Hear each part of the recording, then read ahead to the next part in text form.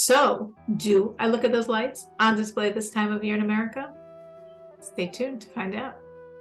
They do, and we blame ourselves, and you can't blame yourself. You didn't mess up. It's just that they don't want to listen, but it hurts terribly bad because we try and blame ourselves. We're on the right path now and they're not, and it breaks your heart because they're not, and it causes huge separation in our families. But you're not the one messing up. You actually are the one doing the better part. You've come out of a bad situation, and because your family won't come with you, it is heartbreaking. You blame yourself because what am I doing wrong that they won't listen, that they won't hear what I hear, and then they get to the point, a lot of them, they won't even talk to you. And it's heartbreaking. My granddaughter has not spoken to me, well, for 2 years. Before Jack passed, she never come and see Jack while he was sick. And then he passed. And of course, she was at the funeral and everything.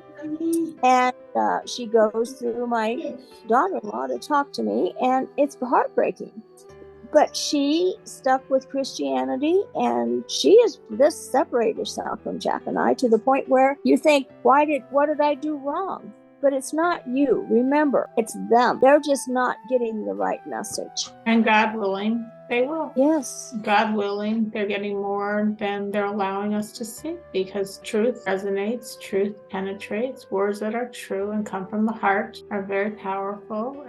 Honest, sincere, moral message, that lasts and lasts and lasts and lasts. And that's, we never know when that's going to come out and flower, but that lasts and lasts and lasts and lasts. So it's amazing. There's happened in the 90s, somebody where he lives in Brookline, somewhere in Massachusetts. He has huge manufacturing plant, manufacturing sweaters and cloth and things like that. And a fire started. One of the boilers caught on fire and the whole plant was burned to the ground. The owner of the plant had the decision, what's he going to do now? He was already 70 years old. The insurance money was $300 million. Whoa. And he could take it was that huge of a plant. It was the largest one in America. He could take 300 million of that type, of that genre. It was the biggest manufacturer in whole America. He could take $300 million and put it in his pocket and call it a day. He's 70 years old. Or if he was committed to still working, the logical assumption at that point was he would go to the South, where he could build there and get much cheaper labor than in Massachusetts. So obviously he was going to do one of those two things. And and all the workers, of course, are terrified. There were 3,000 workers in that plant. He had a press conference with all the workers there, and he committed. He said, I am rebuilding the plant. I'm rebuilding the plant here. Until the plant is rebuilt, I am paying every worker their paycheck every single month. Wow, what amazing. And then I don't know if he said it then or at the press, or the reporters asked him this is crazy. And nobody did. Even to say you're rebuilding your plant here, why would you go down south and pay your workers? Obviously it probably took, a year at least to rebuild such a plant, if not more. And he said in public, and he does not look like an Orthodox Jew at all. He said, my father was a very Orthodox Jew. And my father taught me, I don't remember which teaching he quoted from the rabbi, my father taught me something, I think in the place where there's no man, you have to stand up and be that man. I think that was the quotation he quoted. And he quoted it in Hebrew and in English. And here he is on national television. The whole America was talking about him. It was during Clinton's time, because Clinton honored him, brought him to the Senate. And why was he the man of the hour? Because he was doing something no one would do. Nobody, everyone worships the dollar. And here he's saying, I don't care about money. And in the same interview, he said, well, so what am I going to do? Buy more food? Buy another suit? What do I need $300 million for? Here's all these people. They need their paychecks. But my point is, he doesn't look like he's religious. Don't know that he was religious. He didn't follow in his father's path, but he did. But he absorbed the message. And in this crisis moment, in an extreme situation where, he made national news, this is what he chose to do, with enormous sanctification of God's name, of saying, I'm following God's values. I'm following values that say human beings are valuable, human beings are sacred, and we do what we can to help other people. And if we're in a position to help people, we help them. And we put that in front of dollar bills. So I'm just saying it as maybe prior to this, maybe his father would have felt, I didn't succeed with this child, but, clearly he did. So when we give the message and live it and role model it and are sincere and honest, even if it seems like they're not accepting our message and they're not living as we are living and as we would want them to live. But I think everyone has to just absorb it on some level, because truth is truth. Truth penetrates. Truth gets inside. And I would definitely, if you so intimately know the feeling and understand what some of your progeny are going through, to definitely keep giving that message. You are valuable. You matter. You matter to God. Every day you're on this world, you're accomplishing something. You're a piece of God. You're valuable. Your value is infinite. Your value has nothing to do if it was a thumbs up or a thumb down day. If you succeeded or fell on your face today, none of that determines your value. Your value is you're a piece of God. You're made in God's image. And yes, of course, as such, we need to live up to that image, and we need to live up to the trust that God is giving us another day of life. But as long as he keeps choosing to trust us with another day of life, we're going to trust him as well. And I would just keep giving those messages, not waiting for a crisis, not waiting to hear that somebody's in a depression. Just keep constantly pumping them with those messages. They're just saturated with those messages, so it just becomes the way they think. They just can't escape that truth because you've just drilled it into them, literally. And you never know what day that message might just save their life. And you should never feel it's not being heard. And a lot of times kids act like they're not listening. They are listening. They're probably listening more when they act like they're not listening.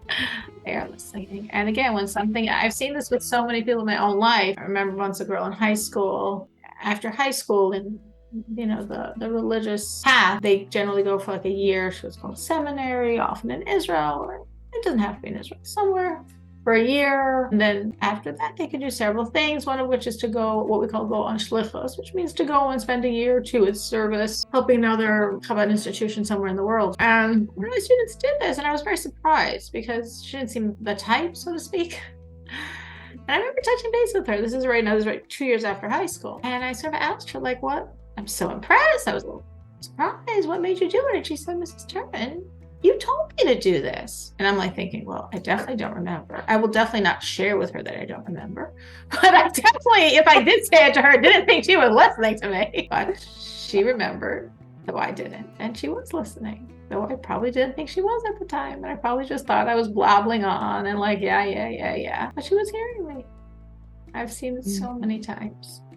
We don't think they're hearing. We don't think they're listening. We don't think they're paying attention. They are.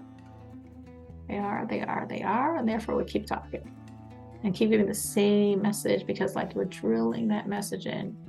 God gave you another day. God's trusting you with another day. You are value. Your value is infinite. Your value has nothing to do with your failures or successes. Your value is because you're a creation of God. And that's infinite value. And again and again and again and again and again and again. Okay, so with that introduction, thank you, Danielle, for joining. I hope more people are joining as well. We are going to be starting to talk today about reminding ourselves of laws concerning idolatry, being as we're already in December. It's December 4th. So I figured it was timely to review these laws. So I think everyone on tonight knows it all, but we still review laws we know, just to keep it fresh in our minds, and maybe some details we forgot or they weren't relevant then, but they are now. So just like we have a change in our prayer tonight, and my husband yesterday in synagogue as the rabbi was teaching everyone all the laws of the change, and you're like, well, why is he doing this? He also told it to them last year. He also told them last year before, but people, especially for seasonal things, often need reminders. We make everything fresh in their mind. So we are reviewing these laws of idolatry, not all of them. I selected some because, again, now is very timely to have it fresh in our minds. We're going to start with the general prohibition of turning to idol worship. The general prohibition. So this is basically based on Maimonides. This is from the text, the Divine Code, which is in English, codifying laws for the Noahide, and many of the laws of the Divine Code come from Maimonides. The worshippers of false gods, and of course we know false gods don't just mean like, Buddhists or Hindus in India. Of course, we have it all over America as well. So the worshippers of false gods have composed many texts about their service. And in their texts, they describe the essence of their service, the practice, the laws. You're not allowed to read any of these things. You're not allowed to think about them. You're not allowed to think about anything involved in them except for very specific reasons that we're going to enumerate. Don't inquire anything after it. You can't ask someone, you can't be in like a polite conversation with someone saying, oh, what do you do in your church? No, I was just being polite. She was talking. I was trying to express interest. No, you can't talk about it, because even though you're like, I don't believe in it at all, it doesn't make a difference. You can't get that close to it. That's way too close. You're not even supposed to look at the image of an idol. You don't look at anything which is used for idolatrous practice, and you don't give it any attention. All of that's already considered turning to the idols. Like, in other words, it's very prevalent, and there must be some pull in man toward it, and therefore there are many, many fences between us and ever coming to serve an idol. And all of those fences are very, very significant. You also can't listen to the music of idol worship service. You can't smell the aroma of the idols, of their incense. You can't look at the decorations, the splendor of the idol or its ornaments, or anything done in that regard. Meaning, if you were driving around in your neighborhood and you see all these lights, you're not supposed to view them as lights. They're darkness. It's all part of the service, and therefore it's all forbidden for us to take any pleasure in. To be considered benefiting from idol worship. Feel I just like the songs, I like the music. I don't believe in it at all. Benefiting from idol worship. I remember once I was in my son's public school, since he's special needs in public school, and I heard, he wasn't in the room, but in those days, the music class was like sort of in the hall, like in the common area. So you just passed by it. I just passed by when I just dropped him off or something. And they were singing seasonal songs. And I was like, whoa. I remember sitting in the car. I didn't want to leave because I didn't want to lose focus and get distracted. It should be an hour later. I just shot off an email to his teacher. This is what I heard. And I do not allow him to attend any music class if that's what's going to be going on. Like, do something else with him. He cannot be there. So it's something that we really have to be vigilant. We have to really realize is reality. So if you're walking and there's somebody driving by you, or if you're driving and these houses are on the road, it's not that you have to like say, okay, let me figure out a detour where I don't see any houses that are decorated. No, those have streets decorated. Those streets, there's nowhere to go. You can keep driving. Just don't like look at them. Don't gaze at them. Don't feel a pleasure from them. Don't take benefit from them. And obviously, if all these things are forbidden, obviously it's forbidden to enter a house of idol worship.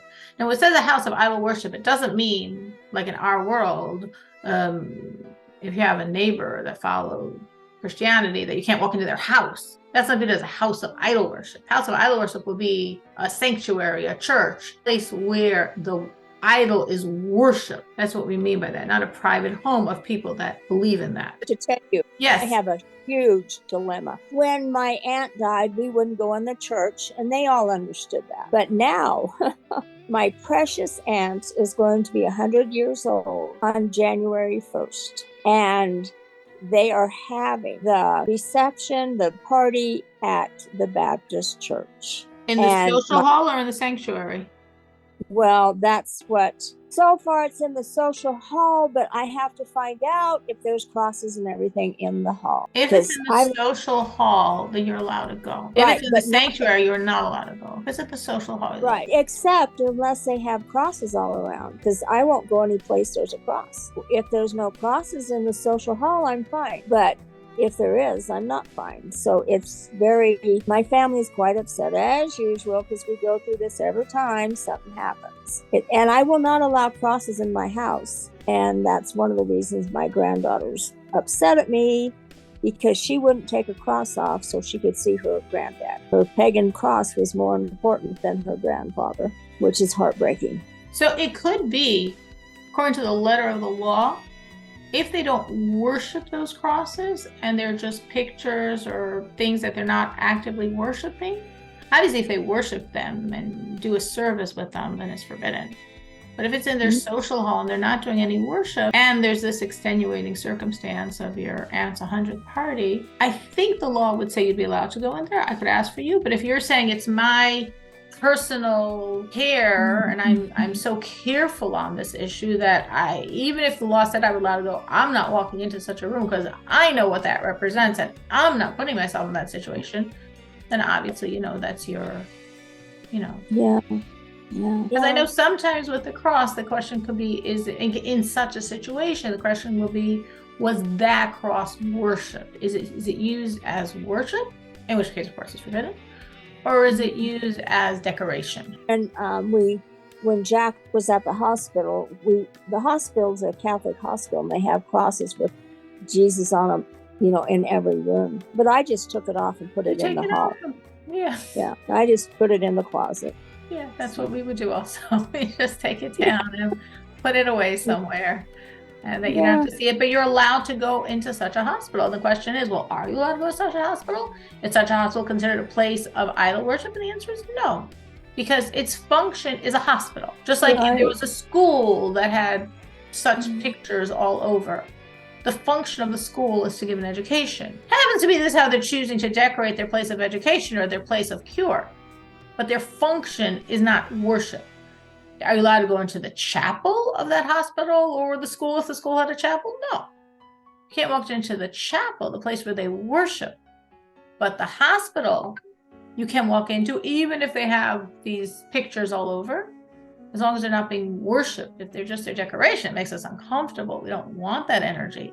But you're allowed to walk into that hospital, and you're allowed to come same way, walk into a private home, a home of a friend or a relative, if there's these pictures around. If they're worshiping them and actively worshiping them, then it's a problem.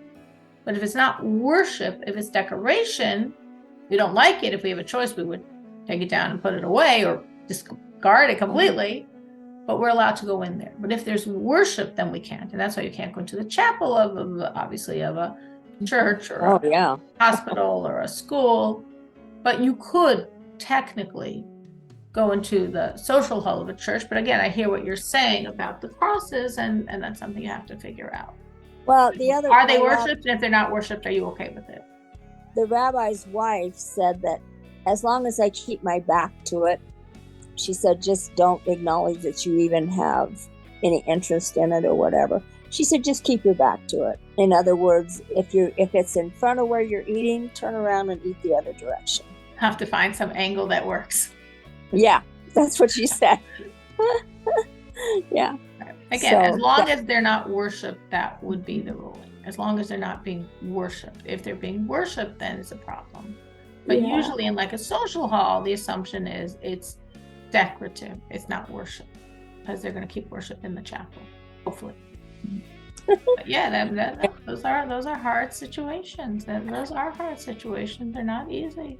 They're not easy. There's struggles, and it's your family, and it's your aunt, and you want to give her this respect, and it's hard situations. I know, and it would break her heart if I wasn't there, because I'm one of her favorite nieces, if not her favorite. So that's a very big reason, a compelling reason why the rabbis would say, definitely, for sure, if they're not worshipped, you should go to give her that honor. And it's special that she's reaching 100, and special that she has that. But again, you also have, your own personal sensitivities and saying, okay, the letter of the laws I'm allowed to, but I just can't do it. I mean, there's definitely room for that. Like I think we once spoke of this Jew who was 20 years in Siberian prison camp, and for 20 years he never violated the Sabbath, at the risk of his life for many of those Sabbaths over 20 years. And the letter of the law didn't require that. He was allowed to violate the Sabbath, again, for specific legal reasons, such as they weren't forcing him to work because it was Sabbath. They're forcing him to work because everyone works in Siberia prison camps every day. There's no day off. So in such a situation, he was allowed to work. He didn't have to risk his life for the Sabbath, week after week after week for 20 years. And he said, I don't care. I can't work on God's Sabbath. So, and there's room for that. So there's the letter of the law, but there's also your own heightened sensitivity to a certain issue that could say, I know I'm allowed to, but I sure can't do it. Well, I think it depends upon, how deep you will be into Christianity, how much it is offensive to you. I mean, to most people, it wouldn't be a big deal. They'd ignore it and go on. Unfortunately, it's something to me that is just repulsive. And so But I'm just going to go and keep my back to it if there's any in there. And I said, especially this time of year, though what you're saying isn't seasonal, these things do come up in our lives, and that's why I felt it was worth reviewing the laws. Yeah, definitely. Dixie was just talking about what really the next law is really going to discuss, which is the idea of like going, let's say, to a wedding that's in a house of idol worship, or a gathering in some other place if the wedding ceremony is conducted by the priest, and if they're going to give praise and recognition to idols at the wedding ceremony. So that is generally forbidden. Generally, like we're saying, like in this very simple, relevant example, if your friend or your friend's child is getting married in a church, you're generally not allowed to go because it would be considered, you know, participating and giving honor and giving credence to idolatry. If the ceremony is completely secular and they're using the church's social hall, or it doesn't have to be necessarily church. I mean, in America, church is the most common example of any place of idolatry. If they're using the social hall, not the sanctuary, not where they worship, and there's no service involved at all, they're not doing anything of their so-called religion there, you can attend, you can participate, even if priests are there as well. It doesn't make a difference. It's a secular wedding that happens to be in a church's social hall. That's not a problem. So again, we have the two opposite extremes, going to the wedding or such event in a chapel, in a place of sanctuary, in a place of their worship, which is forbidden. Going in a social hall where there's no worship at all going on, they're not going to do anything religious, you checked. Like, let's say in Dixie's example, it's a party. They're using the church's social hall just as a, you know, there are not so many venues where she lives. This is a popular venue there. So this is just the venue. Nothing more than that. No idol worship going on there. Permissible. But it also relates to Dixie's situation. If a lot of anger, hatred, animosity, bad feelings is going to come up if you don't attend that wedding, because it's like really like a close relative. It's like a sibling's wedding, and most of the family are showing up, and they're going to be really furious with you for not showing up because of your beliefs. You can do it. Of course, you can't join in any service on any level, so you're not going to be doing anything they're doing if they're whatever they're doing in part of their religious, so to speak, service. But you can physically be present if it's, again, something along the level of a sibling where they would not respect, they would not understand, and there would be a lot of animosity if you did not attend. But it's still not so simple, because even in this case, if most of the wedding is idol service, is idolatrous, is idol worship, which again in America wouldn't normally be the case unless they're like very, very devout, which isn't the case generally. But if you know these people are very devout in their idol worship, and every part of the celebration they're gonna bring in their idol and praise their idol and involve themselves in worshiping their idol, even if they're going to be really mad at you, you cannot go. So what we're saying here, and I'm going to repeat it to make it very clear, because this definitely could be relevant. If something's going on in a church or other place of idol worship, which for most of you in America is primarily a church that you're going to be dealing with this, something's going on in the social hall, and there's not going to be a religious service, it's a secular wedding in a church's social hall, you can go. If it's a wedding in the sanctuary, you do not go, because it's considered honoring being part of idol worship. If it's the wedding of a very close relative and everyone's going to be fuming at you if you don't show up, and all your family's going to be there but you can go, but you cannot participate in obviously anything of the religious service. When they tell you to sit up, take off your hat, whatever they're telling you, whatever, nothing. But the caveat on that is that's assuming it's a regular wedding, and maybe at one point they're doing something religious and the rest of it's a regular wedding, which means a secular party. But if this is not the case here, because these people are really religious and throughout throughout the wedding, they're going to constantly be going back to this idol worship. They're always going to be bringing it in. They're always going to be mentioning it's always every step of the wedding is going to be part and parcel of it. You can't go even if they're mad at you. Because at that point, we draw the line and say, no, there's just way too much idol worship there. And even though you're not obviously participating, and even though, no, you cannot go, even if they're going to be upset with you. That for sure one can never do if where they're at is having any connection to any religious ceremony. Because then the eating and the drinking is already considered part of the idol worship, part of the idol worship celebration.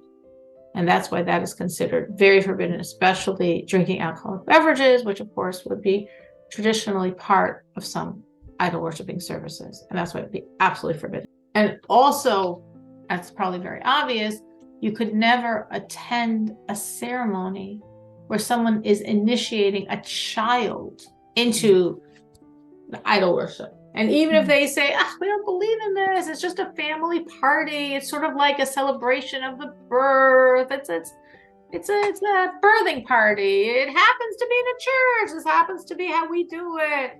We do a few little cultural things here, but no, it's not religious at all. 100% forbidden, cannot attend that at all. Because of course that is viewed, even though the participants are viewing it as meaningless, but we view it as very, very, very meaningful, and therefore as absolutely forbidden. Unfortunately, I know a woman who now must be in like her 80s, and she's a Holocaust survivor. And it was very weird because she always had like a very, I don't know how to explain it, like almost like a fear of anything that has to do with the Jewish religious observance. And she, like she always would hang around my house for hours, but like, oh, we're going to do the Havdalah ceremony to end the Sabbath. And then right away, then she runs away. Or if she happens, very, very rarely to actually be in my house at a time when I'm going to light the candles for the Sabbath or for the holiday. No, she always gets very, very, very nervous. And then once she told me, it came many times, but after this was a while before she explained this to me, I knew when she was a child, she survived the war because she was hidden in a convent. And then she told me once that this was not true for all convents, and there were places that hid Jewish children and in no way tried to put any religion on them. I know in Greece, for example, the head of the church there sent out a message to hide as many Jews as you can and do not try to coerce any religion on them. And there were definitely people throughout the Holocaust that did accordingly, but there were others that did in a different fashion. And the convent her parents put her in would only take a child if they baptized them. And her parents did that to her to save her. Years later, I know she's in her 80s, and I felt that evil was on her. I felt there was some evil on her, like literally, it was weird. It was like a blockage, like you could feel like it was like I've never seen this before in my life. Like almost like a barrier between her and spirituality. Evil is real. Evil is definitely real.